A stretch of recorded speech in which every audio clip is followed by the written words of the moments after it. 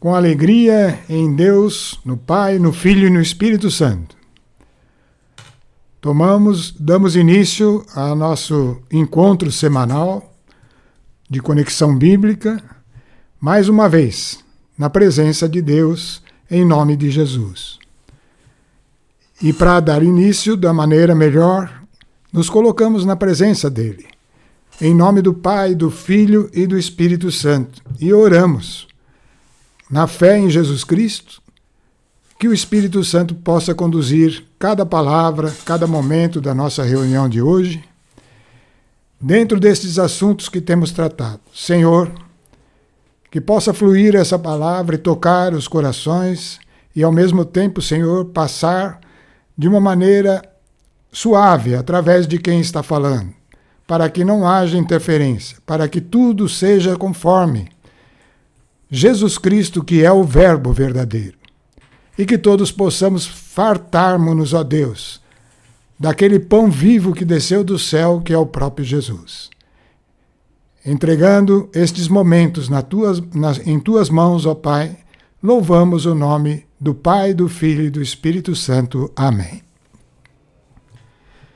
Bom, estamos chegando ao fim das parábolas que Jesus registrou nas Escrituras, né, por meio daqueles que escreveram esses livros sob a inspiração do Espírito Santo. Parábolas que ele mesmo falou, ditou para os apóstolos, né, e que são ensinamentos importantes para cada um de nós, que cremos. Importantes porque é o caminho do reino. Temos tirado tantas conclusões com a ajuda do Espírito Santo. E hoje não vai ser diferente, né? Vamos dar início à parábola de hoje, que o central é a parábola do homem rico. E ela vai acabar se desdobrando em duas outras, que é a do juiz iníquo e do fariseu e o publicano. Essas duas outras parábolas vão trazer um ensinamento de como extrair todo o ensinamento da parábola do homem rico. Essa dos ensinamentos que estão aí escondidos, como Jesus mesmo falou, que as parábolas elas continham mistérios que estavam escondidos desde a criação do mundo. Falamos sobre isso. Mas então vamos aqui começar, só que hoje nós vamos dar início ainda relembrando o finalzinho da parábola do juiz iníquo, né? Foi essa que nós terminamos a semana passada. Não, juiz iníquo não, eu estou trocando aqui. É a parábola do administrador infiel, né?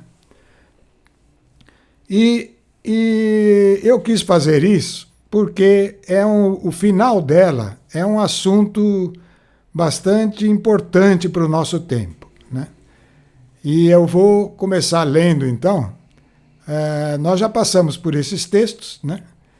E só lembrando, né, o juiz iníquo, estou com a parábola de hoje, né, que eu comentei. A parábola do administrador infiel, ele era alguém que fez algo errado com o seu senhor, com o seu senhor, porque ele estava sendo despedido do emprego e ele pretendia agradar outros senhores. Agradar esses outros senhores para conseguir um meio de subsistência, né?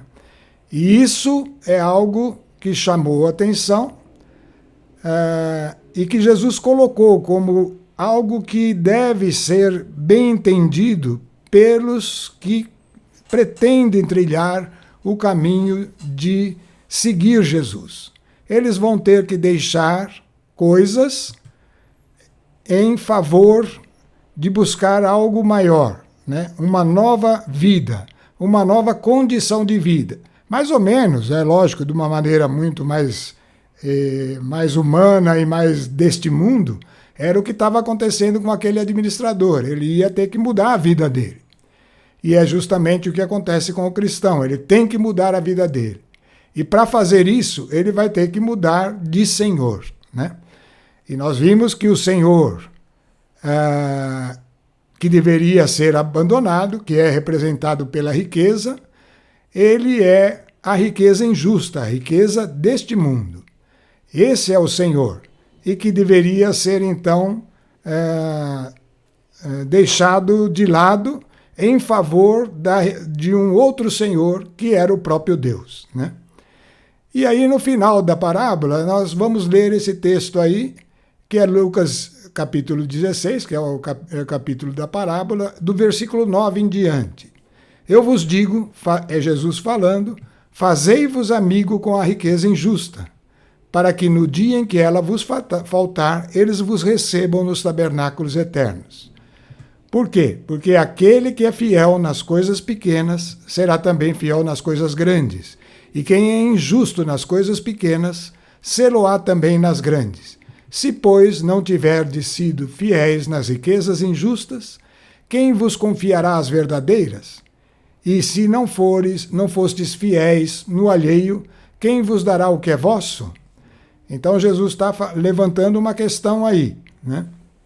Que nós devíamos usar a riqueza injusta, que nós já sabemos, é a riqueza desse mundo, para fazer amigos. Fazer amigos é aqui no mundo mesmo, para fazer agradar aqueles que estão à nossa volta. E fazer amigos no sentido mais profundo desse critério de amigo, né? Que seria anunciar aquele que nos une de verdade numa amizade eterna, né? Então, fazei-vos amigos, use a riqueza injusta para isso, né? É isso que Jesus está falando. Porque se nós não formos fiéis nas coisas pequenas, coisas deste mundo, não seremos nas grandes, que são aquelas que estão reservadas aos filhos de Deus, né?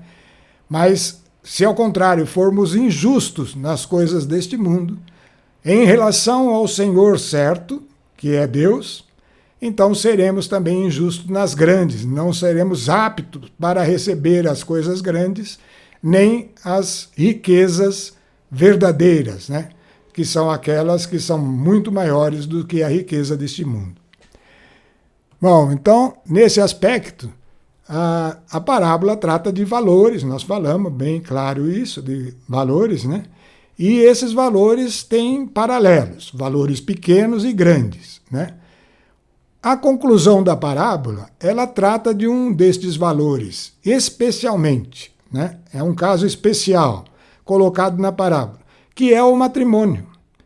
O matrimônio, ele tem os dois aspectos.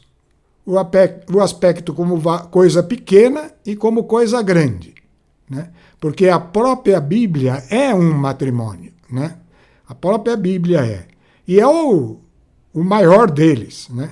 Portanto, aí nós vemos bem essas características de valor pequeno e grande. O maior valor, a aliança. A aliança, e essa aliança pode ser de enorme valor, que é a aliança do ser humano com Deus, ou uma aliança de menor proporção, que é a aliança, por exemplo, entre o homem e a mulher e o homem, tá? Aí está falando que nós precisamos ter o mesmo paralelo, né? Ser fiel nas coisas pequenas, para então poder ter garantia da parte de Deus que somos fiel nas grandes. Então, a aliança, o matrimônio entre o homem e a mulher é, no aspecto de aliança, algo pequeno em relação à aliança com Deus. Mas algo pequeno que tem que ser zelado de tal forma, porque se não somos fiéis nas coisas pequenas, não seremos na grande, é uma afirmação de Jesus. E aí Jesus acrescentou esse texto, que é chocante, era para os judeus e é para nós. Então eu estou repassando isso para ficar bem claro. A lei e os profetas duraram até João. Desde então é anunciado o reino de Deus. Então começou uma nova etapa. Até João valia a lei e os profetas. Agora começou uma nova etapa. Jesus estava dizendo a eles. E cada um faz violência para entrar. É uma fase estranha, mas é importante para nós, né? Mais facilmente, porém, passará o céu e a terra do que se perderá uma só letra da lei. Isso mostra que a lei, aquilo que ela definia, continua valendo, só que em condições paralelas, como nós estamos tratando, valores pequenos, que eram os preceitos da lei para fazer, e valores grandes, que são os preceitos da mesma lei para ser, né? Tudo isso já tratamos também, estou só reforçando. Todo que abandonar sua mulher, e aí ele acrescentou essa frase, todo que abandonar sua mulher e casar com outra comete adultério. E quem casar com a mulher rejeitada comete adultério também, né?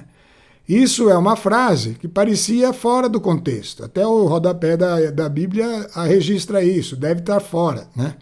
Mas não, ele está tratando mesmo de valores, e a aliança é o maior valor, né? Por isso a importância de manter o rigor na aliança entre o homem e a mulher, porque quem é fiel nas pequenas será também na grande. E não adianta dizer que não, aqui na pequena pode, né? Então, esse aspecto é que eu queria realçar, né? A questão do divórcio versus adultério, como ele usou aí, né? Quem abandonar a mulher comete adultério, e quem casar com mulher rejeitada comete adultério. A questão dessa separação versus adultério é fundamento extremamente usado por Satanás e tem sido crescente no nosso tempo, né? A ênfase que as escrituras dão a isso é porque isso estava previsto, é uma tendência mesmo, né? Mas esse texto, chamando a atenção sobre esse mesmo que está aí na tela, Lucas 16, né, que nós lemos, ele se repete em Mateus 5, que é o Sermão da Montanha, 31 e 32, em Mateus 19, que é uma conversa de Jesus com os fariseus, entre os versículos 13 e 12, e é repetido de novo, praticamente integralmente, em Marcos 10, 3 a 11, e depois, então, em Lucas 16 a 18, que é esse que está na tela aí, né? Na verdade, é 16 a 17, nós erramos aí o número, mas tudo bem. Hã? Aqui não, aqui está certo. É 16 a 18, correto. Então, essa ênfase dada é justamente por causa desse fato. É um fundamento extremamente usado por Satanás para distorcer o plano de Deus, que é gerar filhos neste mundo, né?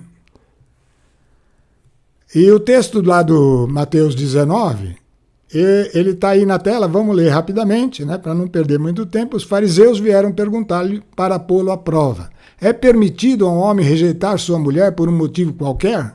Respondeu-lhe Jesus, não lestes que o Criador, no começo, fez o homem e a mulher e disse, por isso o homem deixará seu pai e sua mãe e se unirá à sua mulher e os dois formarão uma só carne?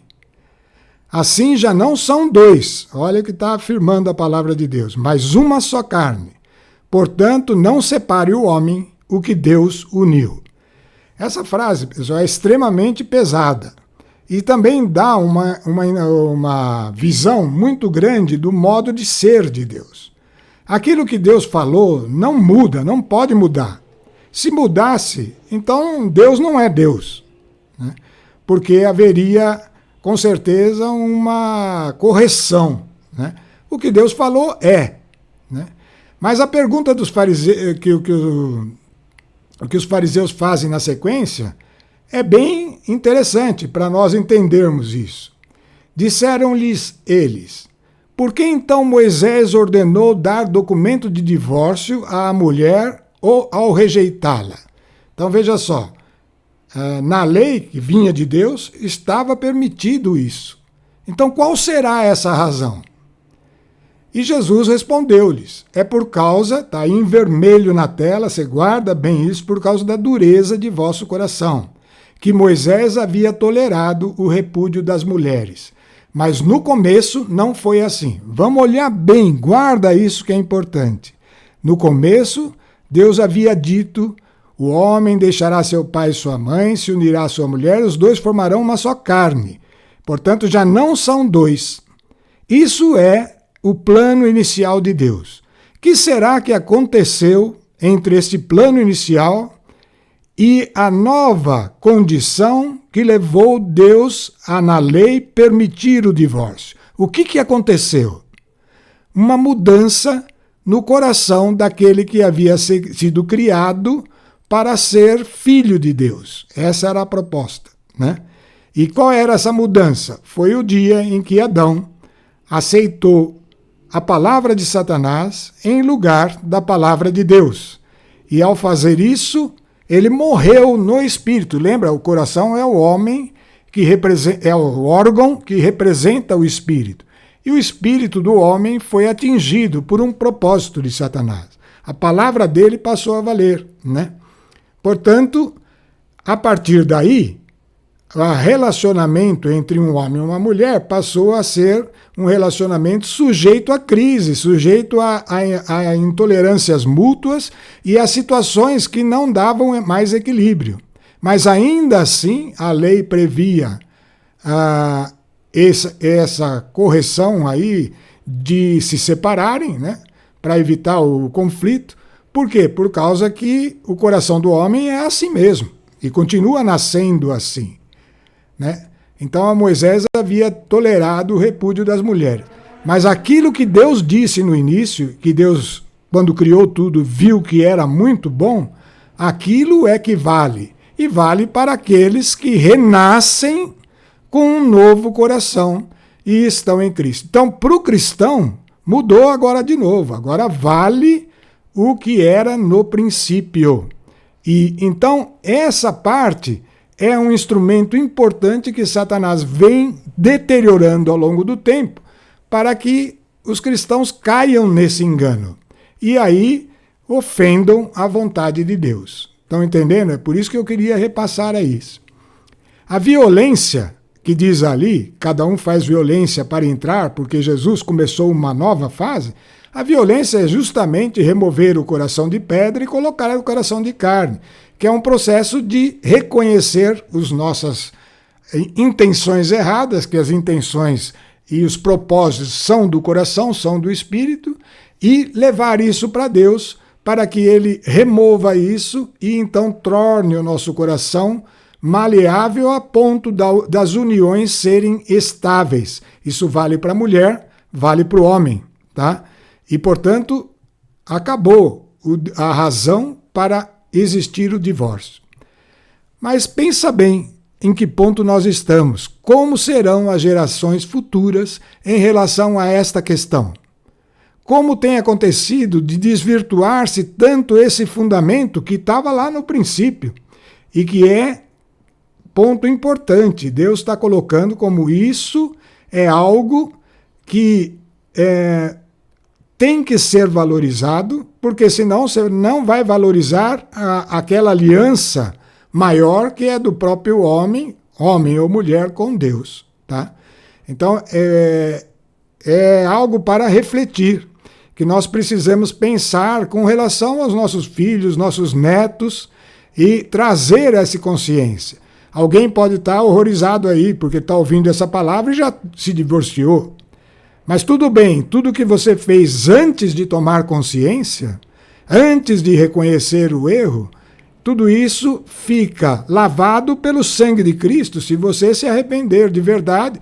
Não é que você vai ter que se unir novamente, mas pelo menos reconhecer isso e ensinar assim, e seguir adiante assim. As alianças no mundo são reflexo pequeno, são uma figura pequena da verdadeira aliança, mas é aqui que ela tem que valer para que aquela grande aliança no céu seja plena e seja verdade. Bom, conclusão da administradora infiel. O administrador infiel, então, ele teve que abrir mão daquele senhor primeiro, que valoriza o eu, que valoriza a riqueza desse mundo, os valores desse mundo, para valorizar a vontade de Deus, né? Então, isso é algo importante. A questão do divórcio e do adultério é algo importante que tem que ser valorizado e o cristão tem que ter consciência disso. Você vê o peso dessa palavra, né? Mas vamos dar início então à parábola de hoje, do homem rico. Ela vai ter um relacionamento com a do administrador infiel, porque novamente é questão de valor. Você está vendo aí, já está o homem rico, né? Rico São coisas... A riqueza também é um valor, né, que pode ser valor deste mundo, isso já falava no Administrador Infiel, e pode ser a riqueza do reino. Então nós vamos sempre ficar entre esses valores, né? E as últimas parábolas são tratando exatamente destas coisas, né? Bom, a introdução de como essa parábola foi comentada, né, que Jesus trouxe essa parábola, está aí em Lucas 12, no versículo 13. Então, Jesus estava lá com as pessoas em torno, que acompanhavam ou que vinham ali por curiosidade, né? E, de repente, disse-lhe alguém no meio do povo: Mestre, dize ao meu irmão que reparta comigo a herança. E Jesus respondeu-lhe, olha a resposta de Jesus: Meu amigo, quem me constituiu juiz ou árbitro entre vós?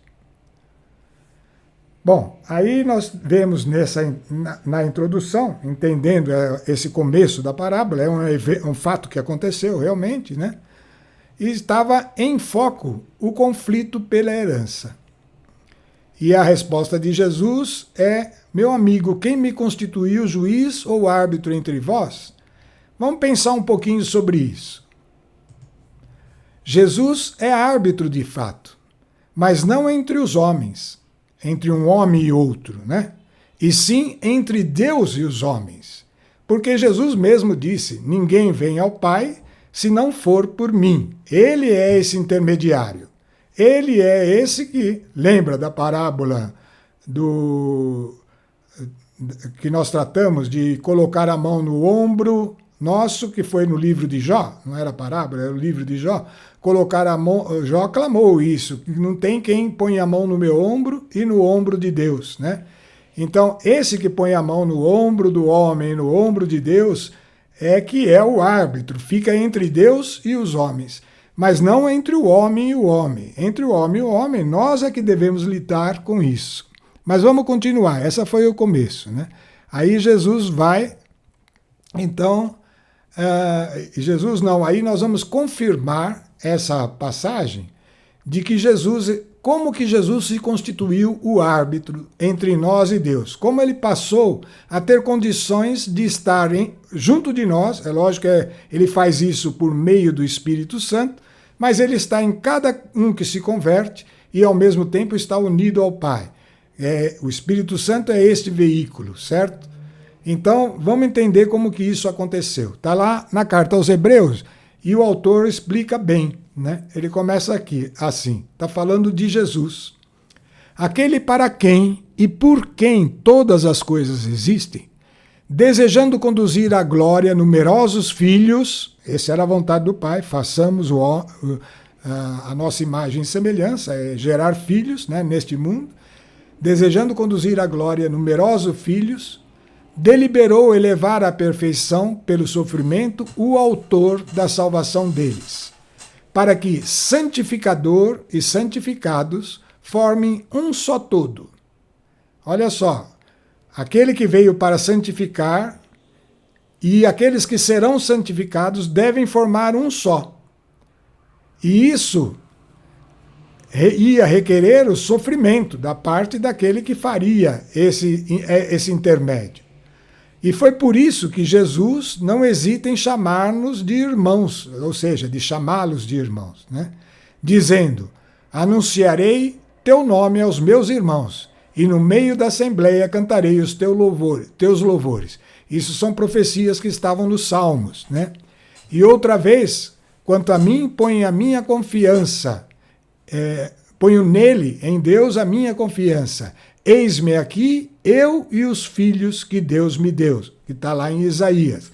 Então você vê que cada palavrinha da Bíblia, ela tem um peso enorme, ela não muda, ela é eterna, e Jesus usava muito essas palavras, né, que Deus havia dado através dos profetas para confirmar tudo aquilo que ele era, a unidade dele com Deus. Mas o propósito de Deus aí foi então conformar que Jesus se submetesse a uma justiça de Deus que o fizesse capaz de estar entre nós e ele.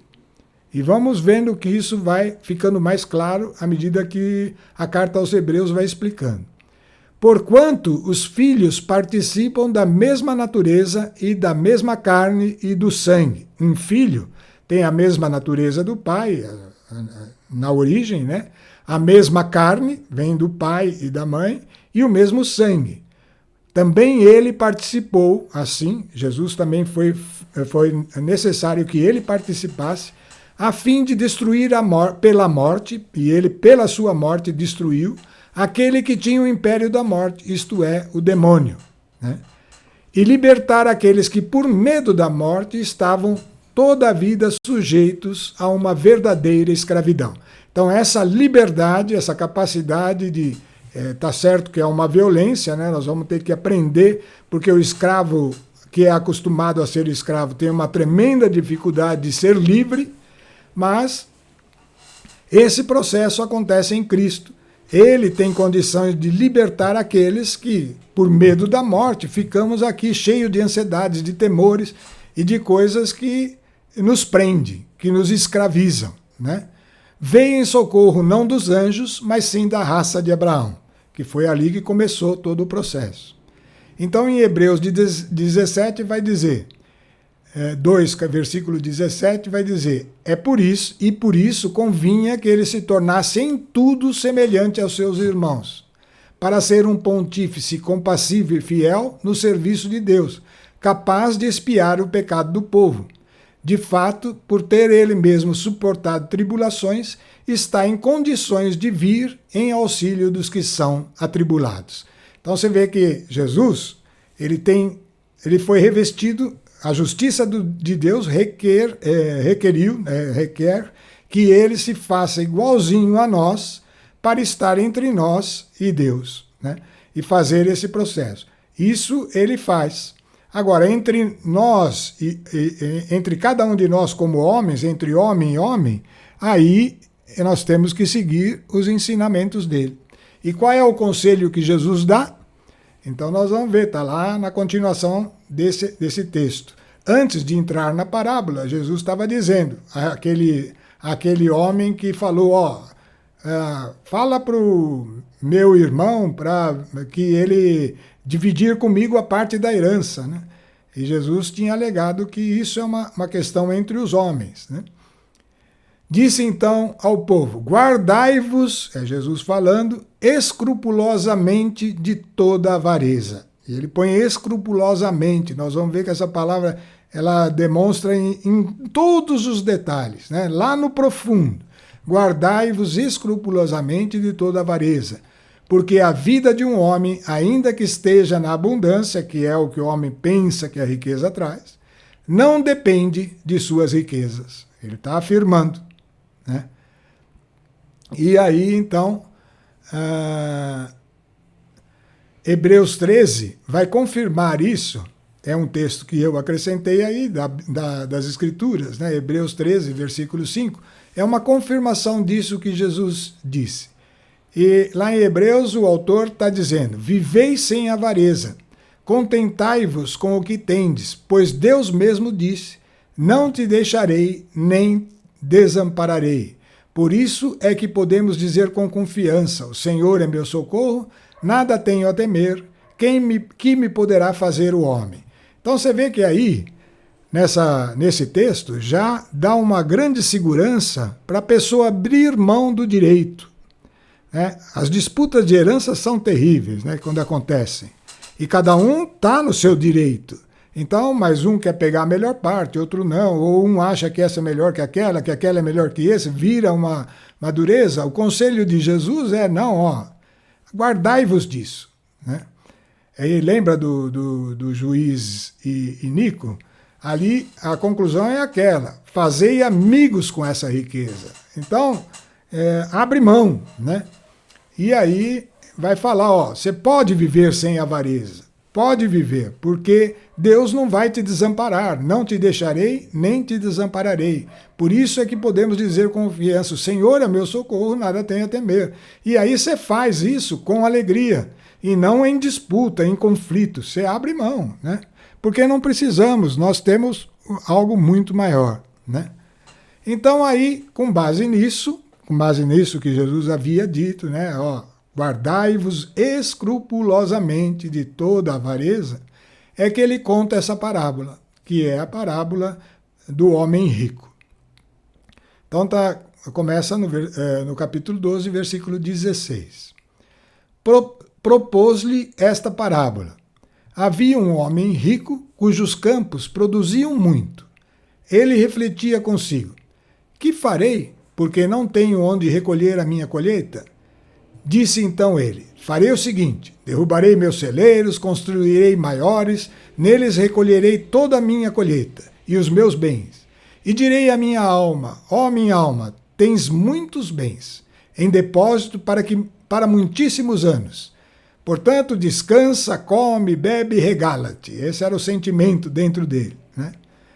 Deus, porém, lhe disse: insensato, nesta noite ainda exigirão de ti a tua alma, e as coisas que ajuntastes, de quem serão? Estava dizendo, Deus estava mostrando aí, para nós, está mostrando, que naquela noite se completava o tempo dessa pessoa, por muitas razões. Não é que é um castigo de Deus sobre aquela situação, mas estava se completando o tempo dele, né? Nós não conhecemos tudo que envolve a pessoa, o dia da morte da pessoa, mas são muitas coisas. Pode não ter nada a ver com isso, mas naquele dia ele já ia embora. E a partir dali, de quem seriam toda aquela riqueza, né? E ele afirma: assim acontece ao homem que entesoura para si mesmo e não é rico para Deus, que valoriza demais a riqueza injusta e não é rico para a verdadeira riqueza, que é o que agrada a Deus, né? Assim acontece com o homem.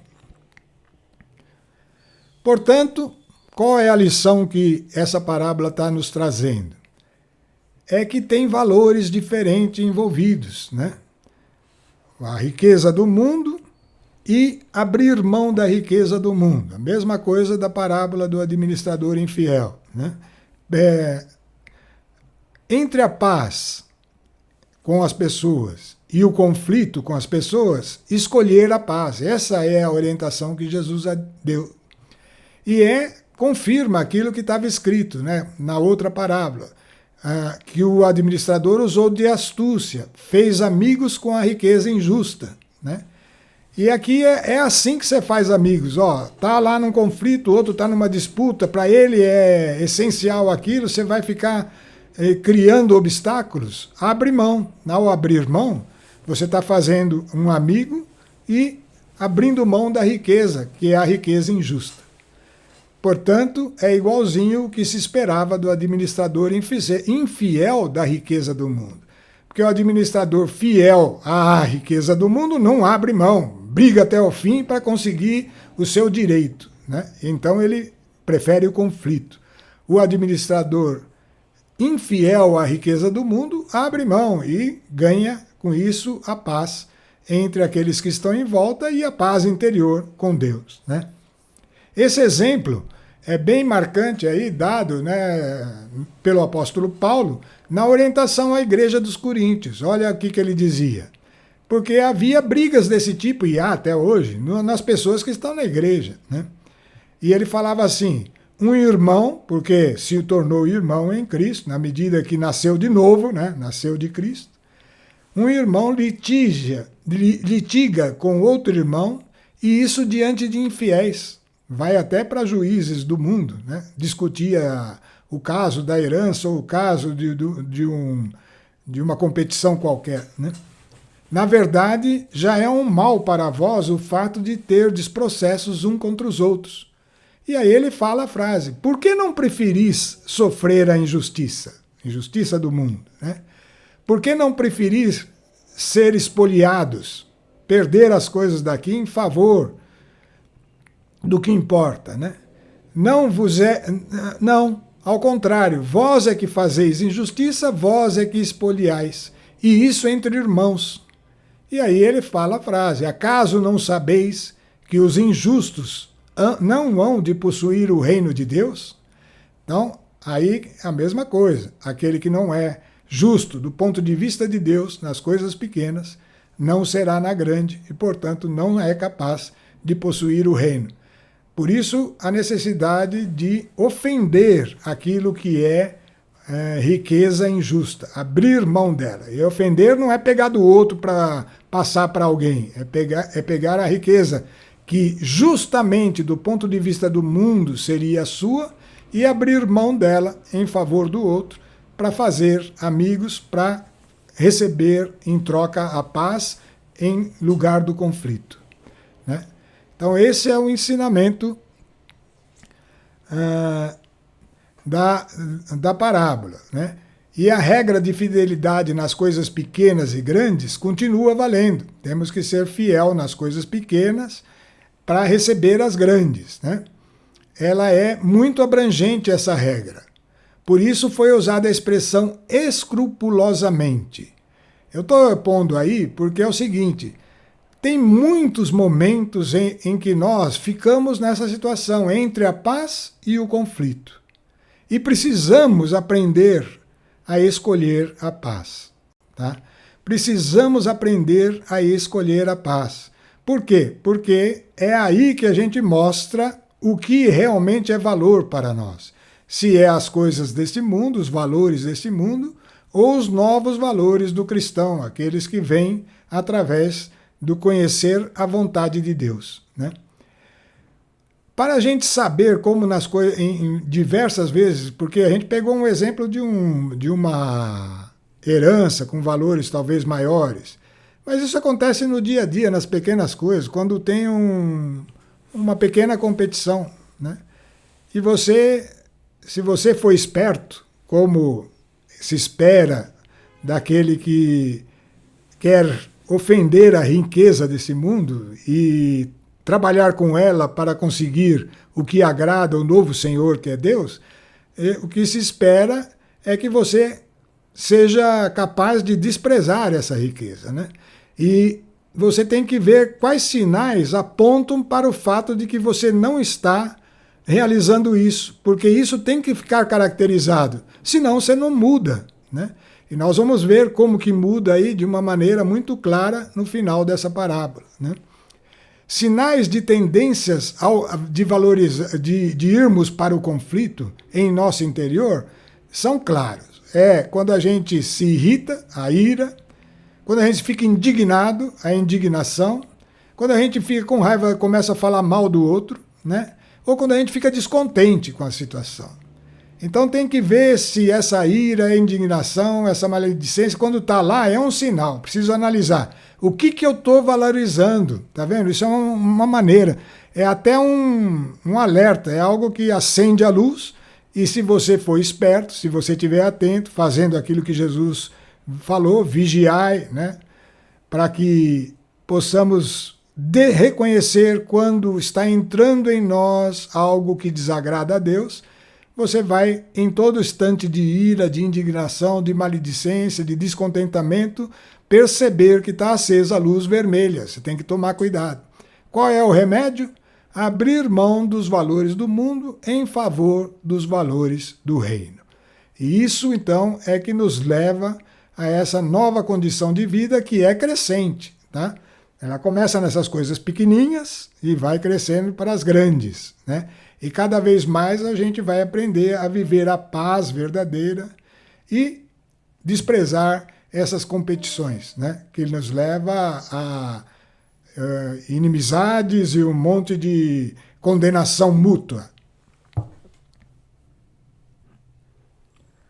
Bom, vendo aquela frase que Jesus falou na parábola, nessa noite ainda exigirão de ti a tua alma. Pensa bem, a gente pode à primeira vista pensar que essa parábola está dizendo que aquele homem morreu porque ele estava querendo guardar toda a riqueza dele e ficar farto e satisfeito com essa riqueza, ou seja, ele estava extremamente apegado a ela, né? Mas não necessariamente, ainda que ele já tenha envelhecido nesse mundo, né? Que ele, de alguma forma, à medida que ele vive essa situação de avareza, de apego às coisas daqui, das coisas perecíveis, o que está acontecendo com ele? Ele está perdendo a verdadeira vida, né? No exemplo da parábola, sim, ele ia morrer mesmo naquele momento, né? Mas isso vale também para perder a vida que importa, né? Assim acontece com o homem que entesoura para si mesmo e não é rico para Deus.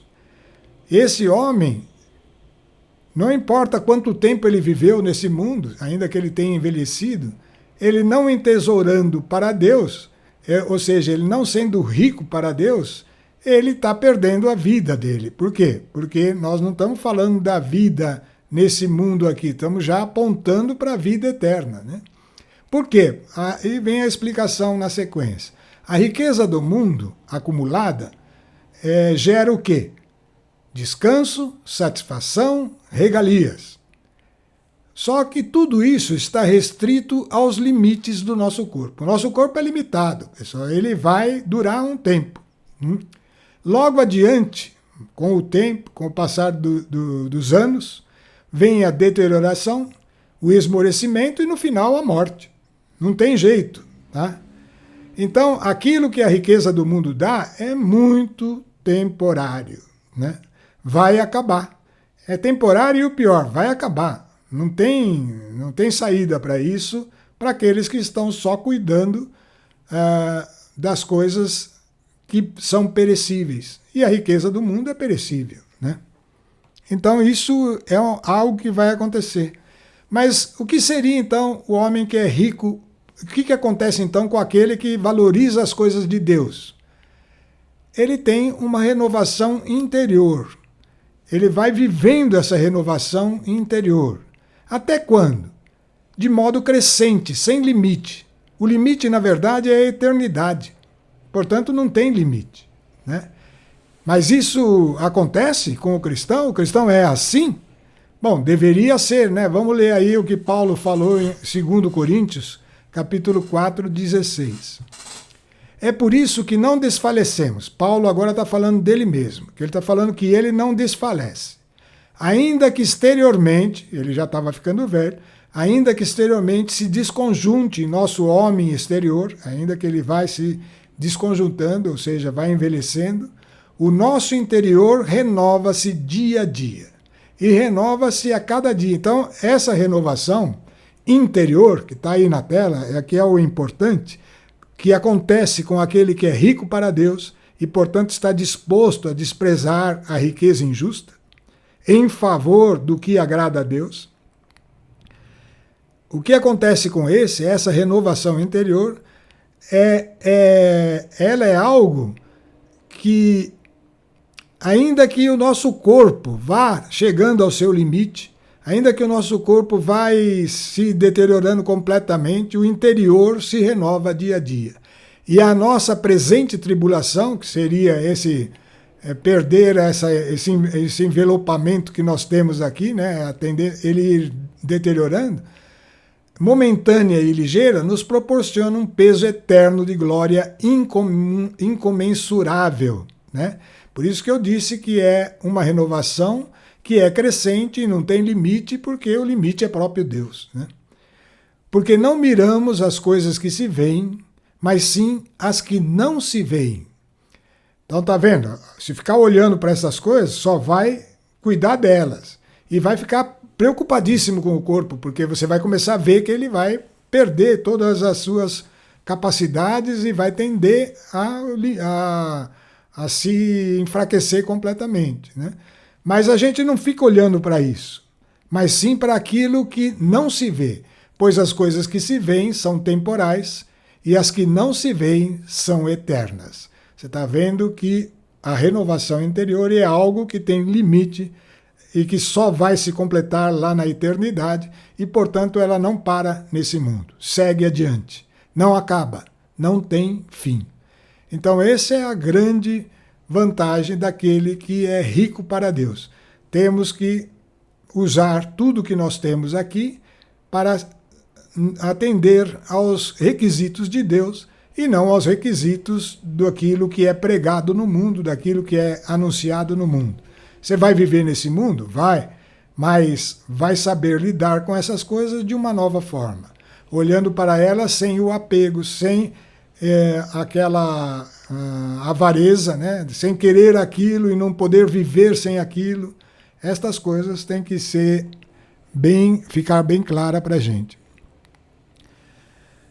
Renovação interior, aquilo que Jó, o homem perfeito, ainda não tinha. Vocês lembram de que nós estudamos, né, o livro de Jó? E Jó era um homem perfeito do ponto de vista da lei. Porque a lei define como homem, sem trocar aquele coração de pedra por um coração de carne, porque isso só acontece em Cristo. Você precisa saber disso, isso tem que estar claro para você, né? Então, Jó era um homem que, sem trocar o coração de pedra por um coração de carne, ele era disciplinado e esforçado ao extremo para cumprir a vontade de Deus, que era a letra, aquilo que estava escrito na lei.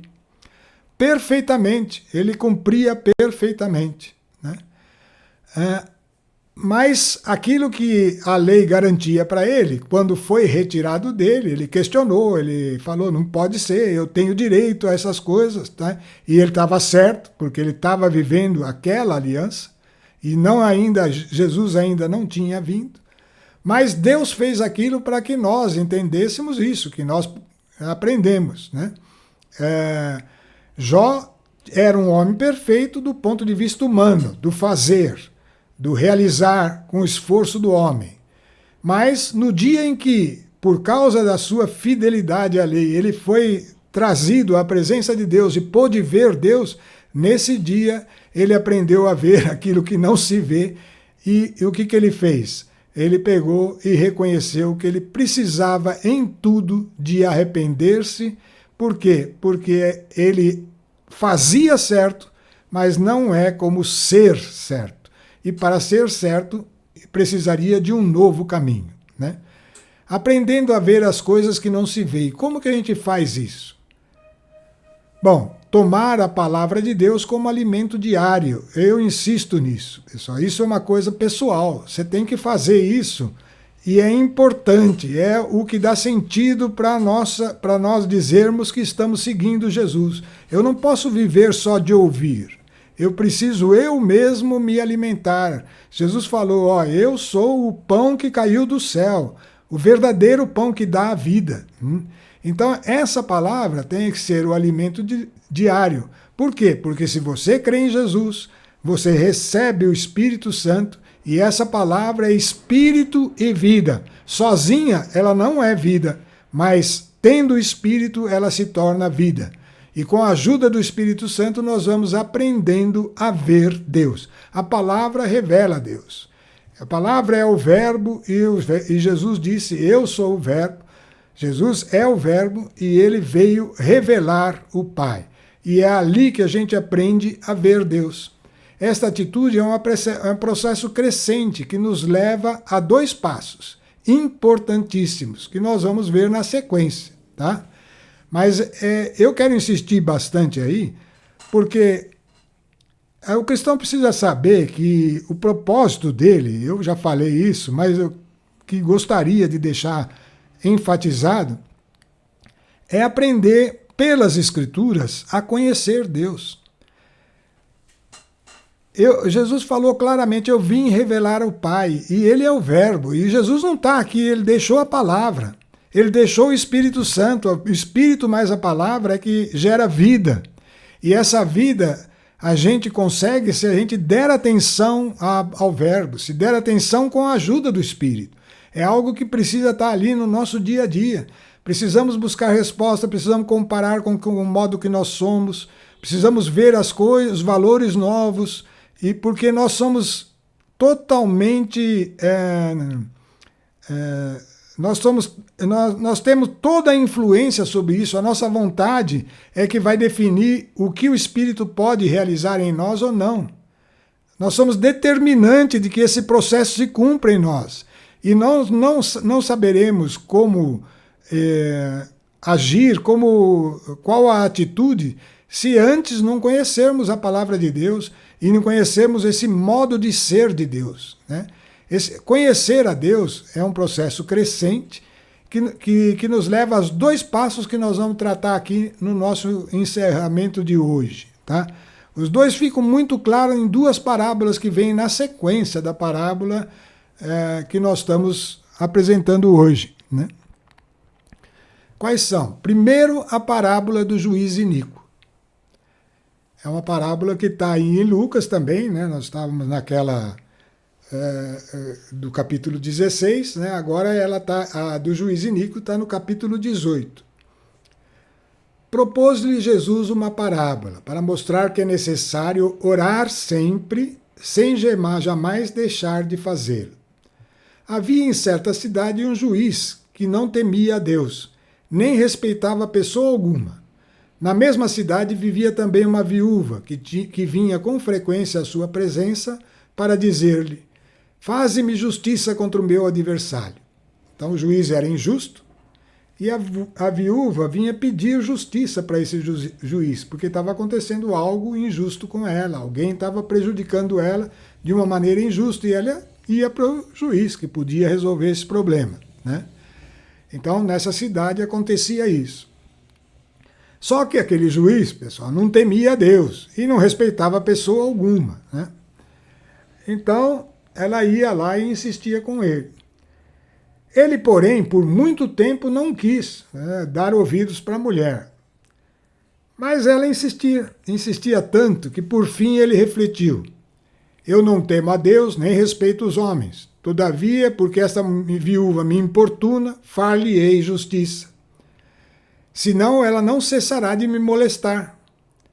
E aí Jesus acrescenta, olha só. Prosseguiu o Senhor: ouvis o que diz o juiz injusto? Por acaso não fará Deus justiça aos seus escolhidos, que estão clamando por ele dia e noite?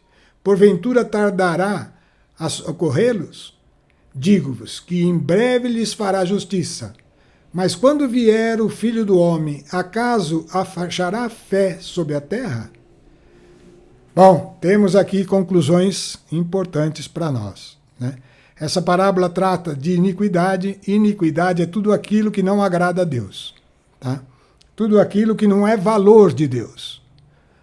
E que, eventualmente, é valor para aquele que é iníquo. Né? Com certeza é valor. Né? São essas coisas que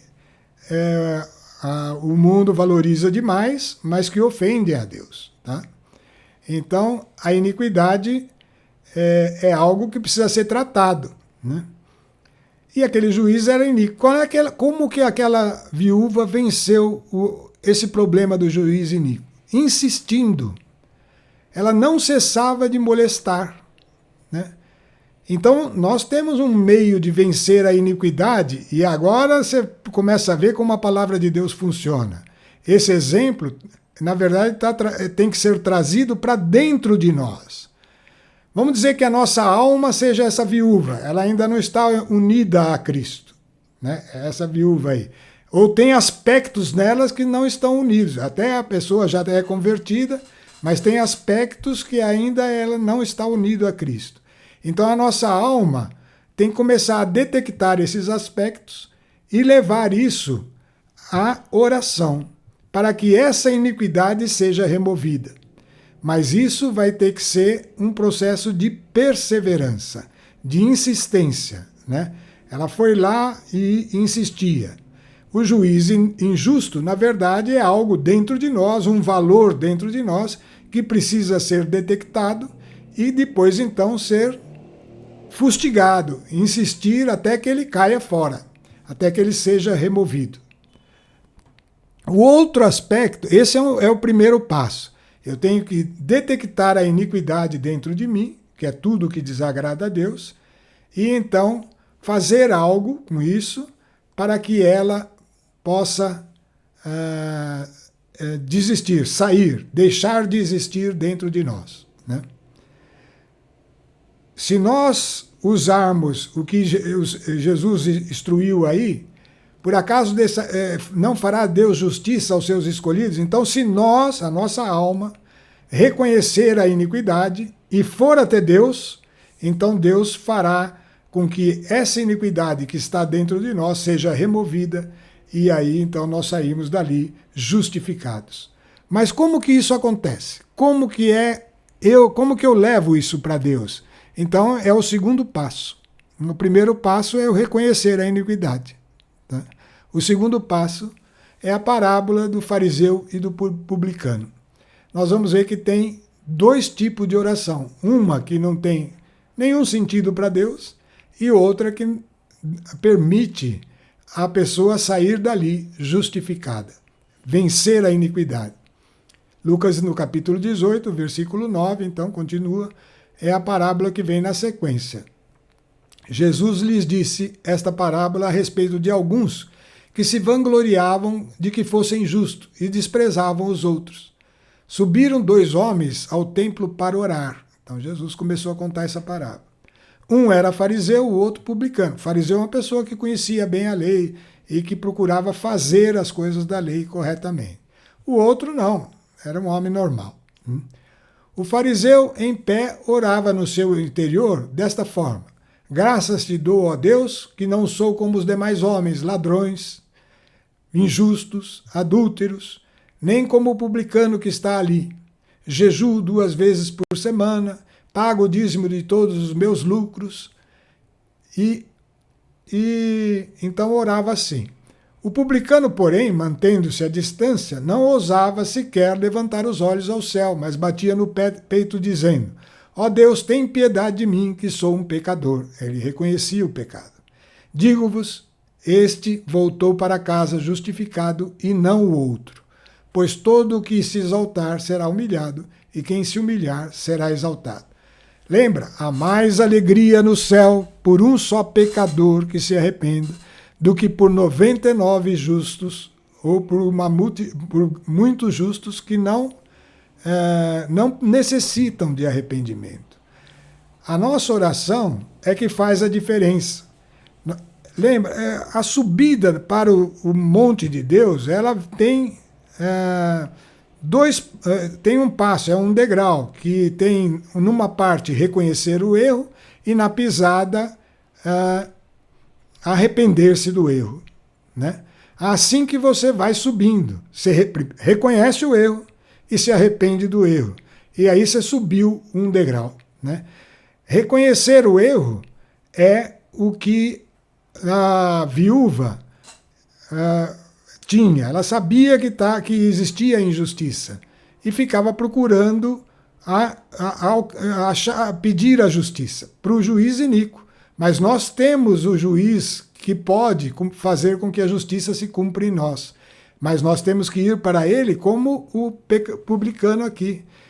Levantar essa questão diante de Deus e aí sim sairemos dali justificados.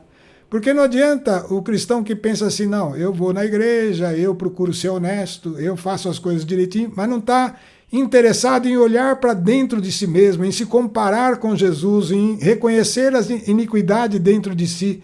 Esse é o aspecto importante. É isso que tem que estar em nós. Esses 2 passos são essenciais. Né? O primeiro passo, que é reconhecer a iniquidade. Reconhecer a iniquidade e perseverar. Então, aqui a perseverança. E aqui, então, a oração. Isso nós aprendemos já, temos insistido, né? Reconhecer o que não somos e perseverar na oração em nome de Jesus. Por quê? Porque é assim que a gente recebe a justificação, porque nós não conseguimos cumprir aquela justiça de ser. Podemos até fazer as coisas justas, mas não conseguimos ser justos. Mas para isso precisamos reconhecer o erro, perseverar na oração que nos fará ser justo. Esse é o nosso trabalho para a renovação. O que é a renovação em si? É um novo modo de querer e um novo modo de fazer. Né? Está lá em João 14, 13 a 14. Essa oração em nome de Jesus, ela vai ser capaz de mudar o nosso querer. Porque Jesus deu um mandamento para nós, que nós fôssemos como Ele é. Então não é um mandamento de fazer. Jesus não deu uma sequência de coisas que nós temos que fazer como a lei dava. Jesus deu um modo de ser. Amai-vos como eu amo. Então, é uma maneira de ser, como Jesus é. E isso requer mudar o nosso querer, e aí então, na sequência, por consequência, o nosso fazer. O nosso fazer só vai ser verdade quando o querer mudou. A gente pode fazer coisas que no íntimo a gente não quer, por questão de disciplina, mas não pode ser algo bom se não se não tivermos a ajuda sobrenatural de Deus. Então, o nosso trabalho para a renovação vai ser o quê? Conseguir um novo querer e um novo fazer. E como isso acontece, está lá escrito aí na tela em Filipenses 2,12.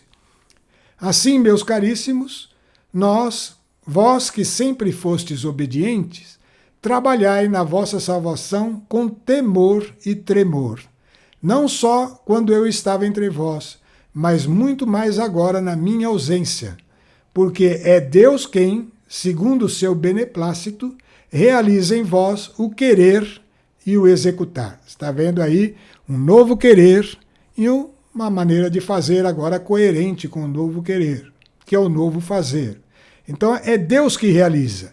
E como que ele realiza? Vai lá e lê João 14, 13, versículo 13 e o versículo 14. Está escrito o quê? É Jesus falando. Até hoje nada pedistes em meu nome. Pedi e recebereis, para que a vossa alegria seja completa. Na verdade, aí em João 14 ele vai dizer, e tudo que pedirdes ao Pai em meu nome, eu o farei, para que o Pai seja glorificado no Filho. E vai dizer também, se qualquer coisa que me pedirdes, ou seja, pedir para ele mesmo, em nome dele, ele vai fazer. Essa oração é uma dádiva que precisava ser muito exaltada por toda a igreja. A igreja precisa ter consciência dessa oração. É uma garantia, Jesus garante, ele faz. Ele faz o que é impossível para o homem, mudar a maneira de querer, de ser. Né? Esse novo querer, essa nova maneira de ser que vai levar a fazer a obra de acordo com o que Deus quer, ela tem que acontecer antes. Esse novo querer tem que acontecer em nós antes. E isso só é possível quando nós detectamos a iniquidade, né? E nos arrependemos. Por isso que a oração que justificou foi a daquele que reconheceu o erro. Aquele que fica achando que o que ele faz está bom e que, portanto, diante de Deus ele está bem, esse não cresce, ele não se renova. Lembra que não tem onde parar.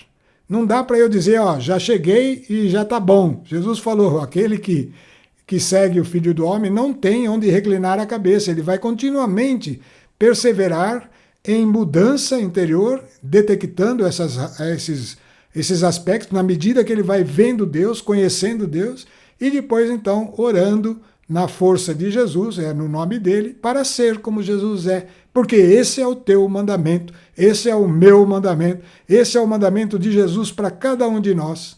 E a importância dessas duas passagens, né? Reconhecer a iniquidade e perseverar na oração em nome de Jesus, até que a iniquidade saia. Você venceu uma etapa e vai para a próxima, até que no passar do tempo você vai se renovando e interiormente se tornando cada vez mais igual a Cristo. Então aqui nós terminamos hoje a nossa reunião. Vamos encerrar com essa oração diante de Deus, colocando tudo em nós que é contrário à vontade de Deus. Que o Espírito de Deus possa trazer essa consciência do nosso pecado, possa revelar a nós para que nós então, Senhor, humildemente cheguemos diante do trono da graça para confessar o nosso erro confiantes, que em nome de Jesus, que quer a nossa pureza, a nossa justiça, eu possa receber a libertação daquilo que desagrada a Ti. Senhor, oramos juntos aqui, para que isso se cumpra na vida de todos nós, que estamos unidos em torno dessa palavra, na graça de Jesus Cristo. Amém.